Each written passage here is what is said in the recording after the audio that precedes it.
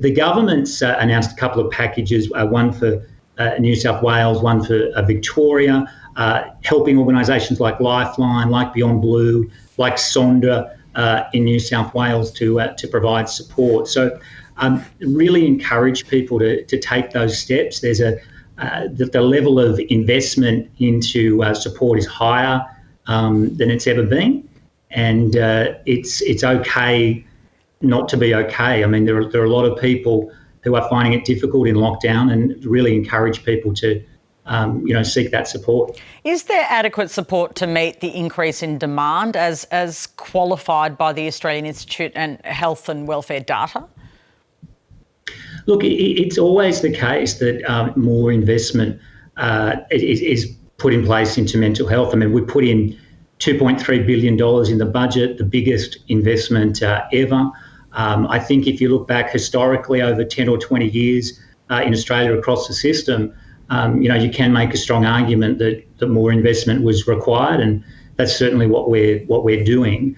And we do need to provide more support. We're seeing with young people in particular significant rises in signs of distress. And whilst it's been exacerbated by COVID, it had been occurring for a number of years before that. So if you look at things like the level of presentations to psychiatrists, prescriptions of antidepressants to young people, of emergency department presentations of young people, we have seen a concerning trend there over a number of years, and that's why we're investing so much. I mean, in the budget we put $280 million into Headspace, which is of course the youth-focused mental health support. And that's a good down payment, there's no doubt. But right now, if you're in Victoria and you are desperately wanting help, what kind of wait times are people experiencing, and how can those people be helped? Well, look, we put in back in the last lockdown in Victoria about $32 million to open 15 head-to-help clinics. Those clinics, people have called those clinics more than 10,000 times and visited more than 5,000 occasions. We're putting in money right now, literally this week, to surge more staff into Headspace across the 32 locations. You can certainly get in touch immediately with organisations like Lifeline, like Beyond Blue, that provide that support. And we've invested very heavily in the Headspace waiting list wait time reduction project as well. So we are seeing some of those times come down. And are we going to see some announcements imminently to boost some of those support services again, given we've got now 3 states in significant lockdowns?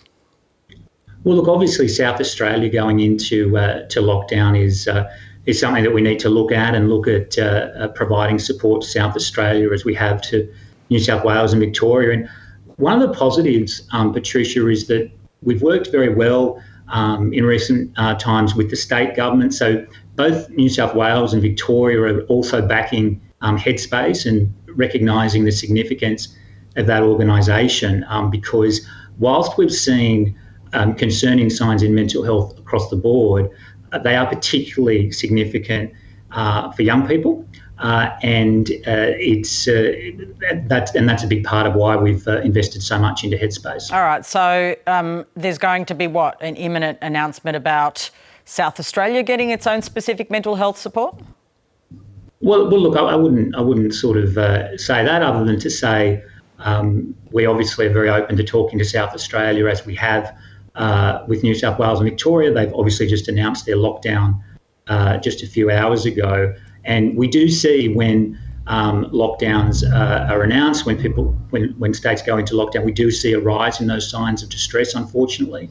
And as I said, if you compare the figures during lockdown to the figures of 2 years ago, they are up significantly for those support services, and certainly we'd be very open-minded about assisting South Australia. How will already overloaded emergency departments cope with increased suicidal and self-harm presentations? Well, it's an important point that you raise, and it's something that the states are doing a lot of work on, about how to best manage that increase in presentations in emergency departments. We've seen a significant increase in people presenting eating disorder related issues to emergency departments with suicidal ideation, with suicide attempts.